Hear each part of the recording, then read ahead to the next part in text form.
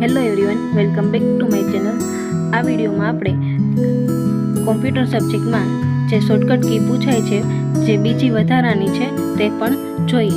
તો ચાલો જોઈએ. કોપીરાઇટ સિમ્બોલ કરવા માટે આવી રીતે સિમ્બોલ હોય કોપીરાઇટ માટે, તો alt plus control plus C.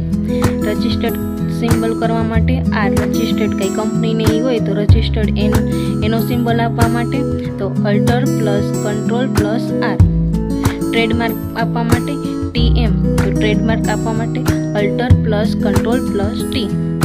Subscript માટે કંટ્રોલ પ્લસ ઇક્વલ ટુ અને સુપરસ્ક્રિપ્ટ માટે control plus shift plus equal to. આ બંને PYQમાં પૂછાઈ ગયેલા છે.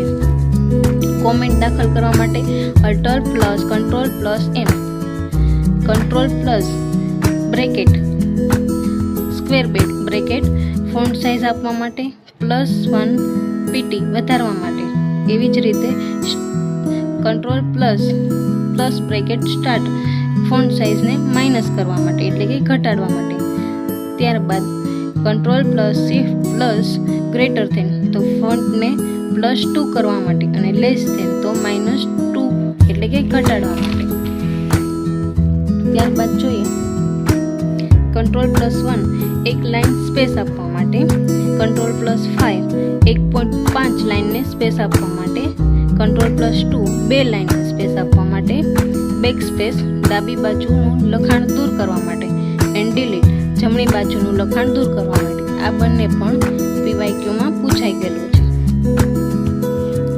ડિફોલ્ટ લાઇનની સ્પેસ કેટલી હોય છે? 1.15 સેન્ટીમીટર.